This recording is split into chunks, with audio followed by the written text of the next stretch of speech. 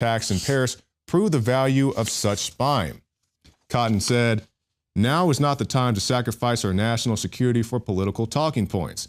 We should allow the intelligence community to do their job and provide them with the tools they need to keep us safe." Once again, when we talk about surveillance, we talk about the NSA, we talk about any number of things. The NSA can stop attack on their own building. You see police departments happen here in Austin. You've seen it happen in Dallas. Police departments being shot up by, crazy people. And once again, I'm not knocking the police when I say that. I'm saying you can have all the surveillance and the MRAPs and all this other stuff. All it takes is one crazy guy to go out there and really kick up some stuff, and it paralyzes people, even paralyzes the people who are supposed to be the first responders. Once again, not knocking them. I'm saying sometimes they get caught with their pants down. So that's why we're such advocates of being able to have your privacy, such advocates of being able to defend yourself. So when these attacks do come, you can have some type of chance, because I'm a very strong believer that begging and mercy should be your last resort, not your first line of defense. Now, we're going to end on this before we go on to more special reports in our later segments. Texas ranchers, counties sue feds over BLM land grab, claiming the U.S. Bureau of Land Management is violating citizens' Fourth and Fifth Amendments and infringing upon the sovereignty of local county governments. A lawsuit has been filed in the U.S. District Court by 9 private landowners, including 1 county sheriff, in addition to multiple counties. And they're basically saying that the feds are overextending their reach, as the feds often do. And we've seen the BLM previously in places like the Bundy Ranch. Regardless of what you think about the Bundys, if you think they're welfare ranchers, whatever, the BLM were the people out there who were tasing people, throwing women to the ground.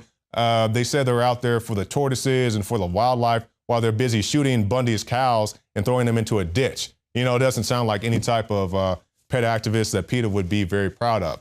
Now, stay tuned. We'll be back right after this break with more special reports. We have John Bound, Leanne McAdoo, and of course, Joe Biggs.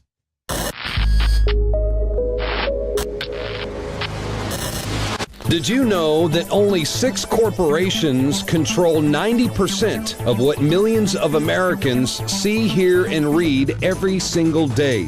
It's the illusion of choice. Think about it. The mainstream media is owned by only a handful of megacorporations with vested interests. But on the other hand, the internet is an interconnected network of billions of sources. So you can research information for yourself from multiple sources, or you can blindly accept what you hear or read in the mainstream media, never questioning what you are being told. This gives you a false sense of reality.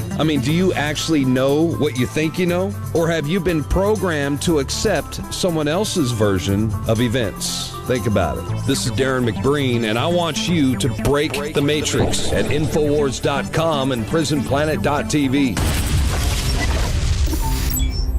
Shane Steiner's involvement with InfoWarsLife.com truly happened in an organic way. I went to high school with Shane. His brother knew his parents well, and he was visiting the office once, hadn't been to the office in years, and said, "Wow, I notice you're making and selling supplements. Do these really work? Because I've tried a lot of supplements as a workout enthusiast, and I really think most of them are hype." And I said, "Here, take some home, try it." Well, a few weeks later, he came in blown away and said, "I want to buy 3 boxes of this stuff to give my friends and family.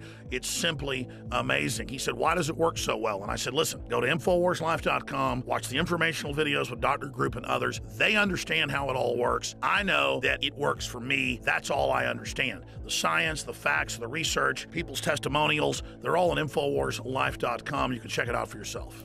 I wanted to go to the gym. I wanted to push myself and work out harder, and that led to me being able to come out and do stuff like the barefooting and the surfing and stuff like that, which I've never done.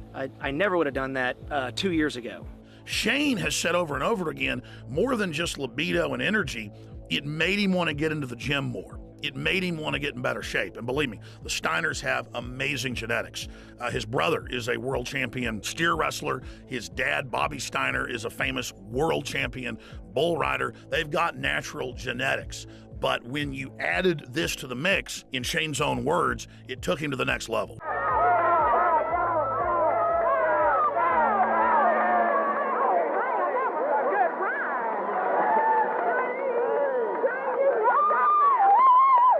Shane noticed the mental clarity Bobby was able to work out longer and gain muscle mass. He's already completely shredded. I gotta admit, for me, the biggest effect has been libido.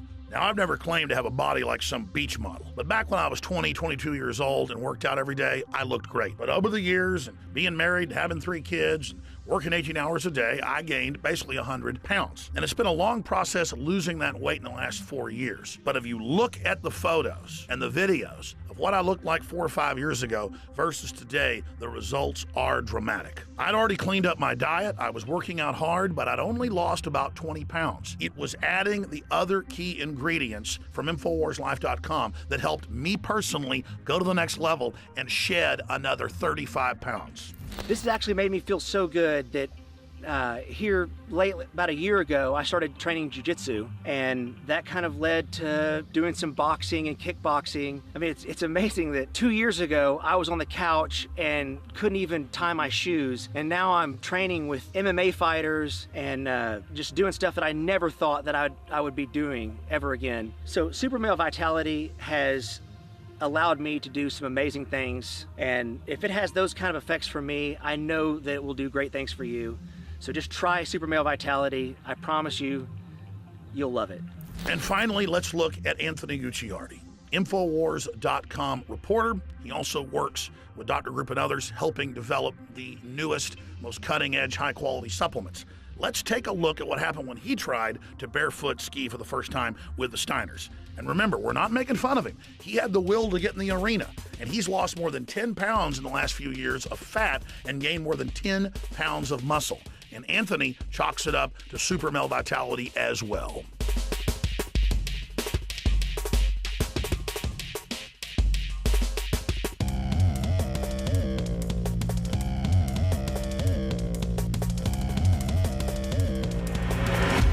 Bottom line, folks, you want to discover the power of Super Male Vitality and Super Female Vitality for yourself by visiting InfoWarsLife.com today or by calling toll-free 888-253-3139. And welcome back. We're joined now by Leanne McAdoo with a news blitz. Leanne, what do you have there? Jakari, you know, I just wanted to bring this story up because here we are, we're trying to vote in the next leader of the free world. They're supposed to uphold the Constitution. And here we have the Democratic frontrunner, Hillary Clinton, is already going after the First Amendment, and she hasn't even been elected. Clinton is going after the Laugh Factory comedians because they made a video making fun of her. Oh my goodness. Yes. Now making fun of a presidential candidate? Oh my good. I mean, so Saturday Night Live is going to be in trouble. Not Funny or Die, they're going to be fine because they're always pushing that leftist agenda. They'll be quite all right. So this is a video. It's a very short performance. It's like less than 3 minutes. It's posted on their website of the Laugh Factory. It's a renowned comedy club. So the Clinton campaign is trying to censor it. Besides demanding that the video be taken down, they've also demanded the personal contact information of the performers that appear in the recording. So the owner there of the Laugh Factory said, "I've never had a call like this, threatening to put me out of business if I don't cut the video." No, actually threatening to put the owner out of business. Yeah, take it down. And so let me just tell you the extent of this. Oh, so the video makes fun of Clinton's wardrobe, her age, sexual orientation, the Monica Lewinsky scandal, and the former First Lady's relationship with her famous husband, which is pretty much everything that we do here. And yeah, I mean, it's nothing unique because you talk about the late night guys, you talk about Saturday Night Live, you know, all these talk show guys. It's nothing new to make fun of a presidential contender or anybody who's famous enough to make it in the news cycle. It's par for the course. And you'll recall that just a few weeks ago when the GOP debate, they were really upset with the way that the moderators were treating them. And then Obama comes out afterwards saying, oh, they can't handle the tough questions. They can't handle, you know, they take things too seriously. So here we have, this is how the left does. It's like the pot calling the kettle black, basically. Obama has also lashed out again at Republicans over their offensive and hysterical rhetoric with the way that they're talking about not allowing Syrian refugees into the country.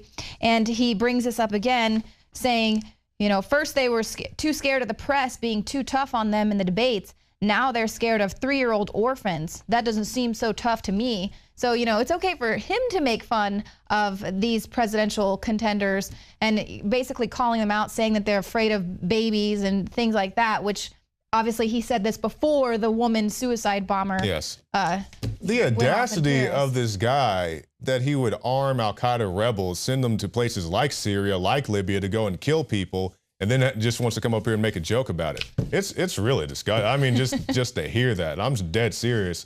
I'm really disappointed that he would say something like that. Well, he doesn't just have given to his worry. own track record. Oh, exactly. And well, he doesn't have to worry. He's not running anymore, so he's done. So now he can finally start speaking out, saying things, you know, that he would never say in the past. And finally, the media is starting to shift to where they'll actually attack him, which is, they always do that whenever the outgoing president's there, when they don't have to worry about, you know, getting the inside track there at the White House press corps. They can finally start making fun of the president and doing things like that, but not Hillary Clinton, because she's the incoming one. And if you make a comedic video, then by golly, it's going to be taken down. But again, you know, this is how that sort of leftist ideology shuts down any dissent. And they don't have a problem calling you out, or like we have these Mizzou student protesters right after the Paris attacks. The night it's happening, and of course that's something that starts trending on Twitter immediately, pray for Paris. They start with the hashtag F Paris and pray for Mizzou, and how dare you start talking about the white, you know, if it's a white attack when there are black people being killed on campuses, or there are black people that are stuck in their rooms. Like there are no black people in Paris. Well, there was plenty of black people and Muslims that were killed in that attack. Yeah. So, but that's, you know, it's just immediately they just, obviously they don't understand the geography there of France and how diverse it is. So they're immediately saying, oh, it's just the white man's terrorist attack. Well, and one thing that you brought up to me earlier this week, I thought was a very excellent point. We had gone out there to talk to people, and before that, they said that it's pretty much a media blackout. We don't want to talk to anybody. If we come, you know, we can get muscles to come and shove you out of the community and all this stuff.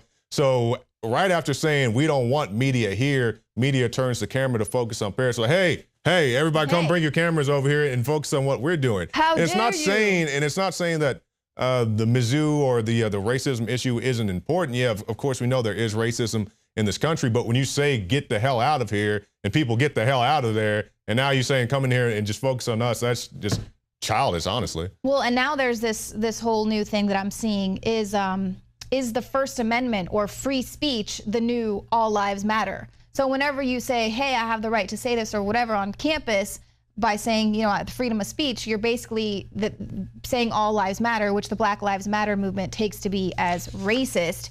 But don't worry about that, Ja'Cory Jackson. That, you know, that kind of thing is not going to be happening too much longer, because they are really taking care of this white privilege. It will be stamped out on college campuses. The University of Vermont is holding a privilege retreat for students who self-identify as white. So now it's not even, there's like no. Oh, so is it like that one lady who's self-identified as black? Yeah, right. Okay. Or Sean King, who it's, you know, he's most likely white, one of these Black Lives Matter movement, but he self-identifies as black. And so here it is, there's no reality, you know, no scientific, biological reality. It's just now how we all self-identify. So now they're having these, it's a 3-day retreat, so students can confront their white privilege.